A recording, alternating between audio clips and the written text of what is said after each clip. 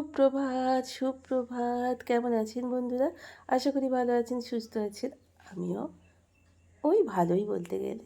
ভালো না করলে আমাদের মতো হাউসওয়াইফদের সংসারে টিকে থাকা যাবে না। ৪-৫ জন নিয়েও আপনাকে সংসারে করতে হবে, উঠতে হবে একার সংসারে। কেউ যদি একা থাকে তাহলেও তার উপরে আশা করা যায় যখন একার সংসারটা একার হাতে পড়ে যায়, তখন ওই যে বললাম সকল কিছু শারীরিক পরিস্থিতি নিয়েও সংসারটাকে সুন্দর করে বজায় রাখতে হবে।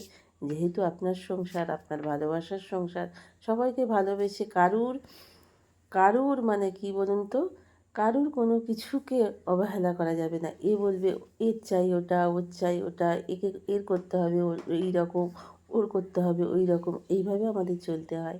যাই হোক, এতক্ষণ পর্যন্ত যেসব বন্ধুরা আমার সাথে আছেন, পাশে আছেন, আপনাদের ভিডিও জুড়ে থাকার অনেক অনেক অনুরোধ রইল। যদি ভিডিওর কোনো অংশটা এতটুকু ভালো লেগে থাকে, তো যাই হোক, যেসব বন্ধুরা আমার ভিডিও দেখছেন আপনাদের অসংখ্য অসংখ্য ধন্যবাদ এবং ভালোবাসা। অসংখ্য অসংখ্য ঢের সারি ভালোবাসা। আবারও বলি বন্ধুরা, আমার এক বন্ধু দীপায়ন তিলকেশ ব্লগ থেকে আমাকে ভিডিও দেখে কমেন্ট করেছেন যে খুব ভালো হয়েছে। তো আমি তুমিই বলছি। তো তোমার ভিডিও খুব সুন্দর হয়েছে দেখলাম, খুব ভালো লাগলো। পুরো ওয়াচ টাইম আমি দিয়ে এসেছি। আর আফরিনাস ব্লগ থেকে আফরিনা, তুমিও আমাকে আপু বলো।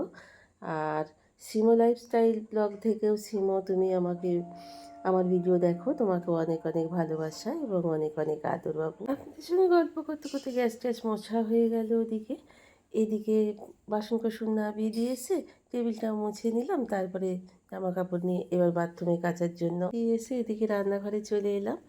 আজকে ভাবছি একটু গরম গরম বেগনি করব, কিন্তু হঠাৎ করে ভাবলে এই সকালবেলায় এই তেলের খাবার করব, ঠিক আছে তার থেকে বরঞ্চ একটু সুন্দর করে বেগুন ভাজা করে নিয়ে, এখনও তো শীতেরই বেগুন, বেশ এখন শীতের আমেজটা বেশ সুন্দর ঠান্ডা ঠান্ডা রয়েছে।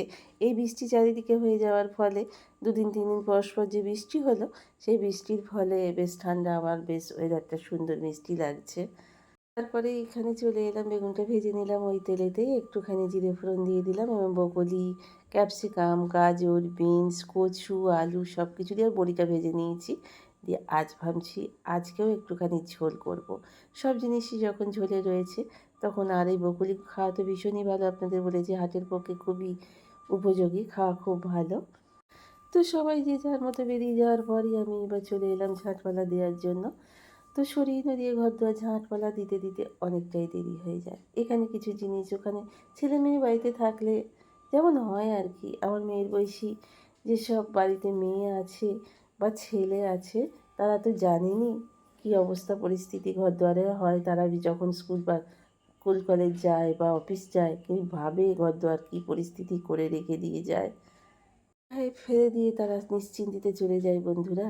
এইটাই হচ্ছে কি বলুন তো, আমার মেয়ের বয়সী আইবুড়ো মেয়েদের এইটাই একটা সুন্দর একটা জীবন।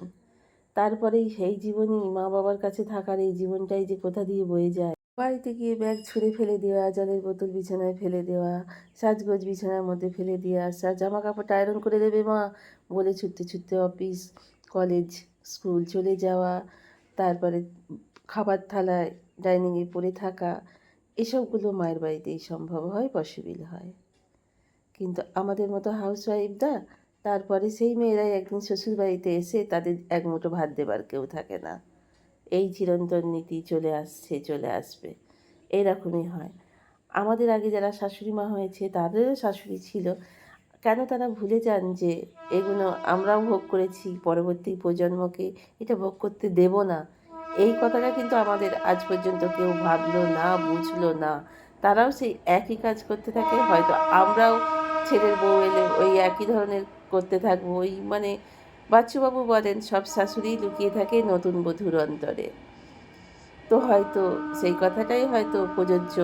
তো আমরাও একদিন ওইরমই ব্যবহার করবো পরবর্তী প্রজন্মের সঙ্গে, জানি না। তবে আমার তো শাশুড়ি হওয়া হবে না, যেহেতু আমার একটাই মেয়ে, তাই মনে হয় ওই আশাটা মনে আসবেও না। তবে আমি যেভাবে করি, প্রত্যেক মানুষকে টেক কেয়ার করি, স্বামী, সন্তান, বাইরের লোক, নিজের আত্মীয় পরিজন, কেউই তো খারাপ এখনো পর্যন্ত বলেননি। বিছানাটা পরিষ্কার পরিচ্ছন্ন হয়ে গেল, ঘরদুয়ারও ঝাঁটটা দেওয়া হয়ে গেছে। এবার একটু ঝপঝপ করে মুছে নিয়ে তারপরে ঝোল, বেগুন ভাজা এইসব দিয়ে আমাদের তিনজনাকার হয়ে গেল। কিন্তু ছেলেটার হবে না জানেন তো, ও এসব ঝোল ঝাল খেতে পছন্দ করে না। তাই ওর জন্য একটু হালকা করে, ডালটাও খেতে খুব একটা বেশি চায় না, একটু মুগের ডাল করে দিলাম, একটু ব্রোকলির পকোড়া করে দেবো, আর সুন্দর ঝরঝরে একবারে ঝুরঝুরো আলু ভাজা করে দিয়েছি। আর ওর একটুখানি চিপস বলুন, কুরকুরে বলুন, এইটা দিয়েও খেতে খুব পছন্দ করে নিরামিষ দিনে, যেহেতু আজকে স্যাটারডে। তো যাই হোক, এখানে মুড়মুড়ে করে ঝুরঝুরে করে আলুগুলো ভাজবো। আমি এক বন্ধুর ব্লগ থেকে দেখেছি কিভাবে সে আলুটা ভাজছে, তো আমি তার মতো করেই ভাজছি। এই মুহূর্তে নামটা আমি ভুলে গেলাম। তো যাই হোক, আমি আলু ভাজাটা দেখলাম, তো চলো সেই মতোই করার চেষ্টা করছি। খুব সুন্দর নিচে নামিয়ে রেখে দিয়েছিলাম মাজা ঘষা করে, জলটা যাতে ঝরে যায়। তো চলুন ঝপ করে ওই বাসনগুলো তুলে নিই, জলটা ঝরে গেছে। না তুলে নিলে এবার কোকোর উপদ্রব, কোকো খেতে বেরোবে, খেতে বেরিয়ে এবার মুখ টুক দিয়ে নেবে। তাই বাসন কোসন ঠিক মতো নিচেই রাখা যায় না, ওর জন্যই। মুখ দেবে বলে, ও তো আর অবলা জীব, ও তো আর জানে না। বুঝতে পারছে এখন পুরো রাত্রির 9:45 নাগাদ। আমি আজকে প্রেসার একটু খিচুড়ির মতো বানিয়ে নিয়েছি। ওবেলাকার ডাল ছিল খানিকটা, আর একটু ওই ডালেতেই একটু ডাল দিয়ে দিলাম, মটরশুঁটি, বিনস, গাজর, যেখানে যা ছিল সব সবজি, সয়াবিন, সব কিছুই প্রেসারের মধ্যে দিয়ে দিয়েছি। নুন, চিনি, মিষ্টি, কাঁচা লঙ্কা ছিঁড়ে, হলুদ টলুদ সব দিয়ে দিয়েছি। একটা খিচুড়ির মতো করে নিলাম, বেশ ঠান্ডা ঠান্ডা ওয়েদার।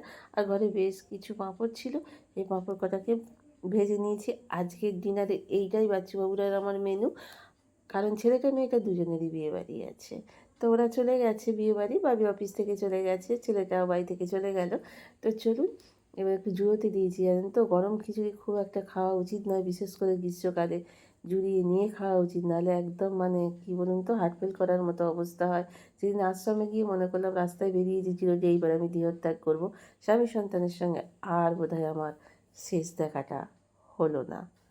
তো চলুন বন্ধুরা, দুজনে মিলে বসে পড়েছি এবার ডিনারে। তো ওই খিচুড়ি গরম গরম একটু ঠান্ডা করে নিলাম, আর পাঁপড় ভাজা দিয়ে। তো কি গোগ্রাসে খাচ্ছি দেখুন, খিচুড়ি মানেই সুন্দর, বাচ্চাও সুন্দর খাচ্ছে। আমার একটু গোগ্রাসই খাওয়া তাড়াহুড়ো করে, জানেন তো। আজকের মতো এখানেই শেষ করলাম। ভালো থাকবেন, সুস্থ থাকবেন। Good night.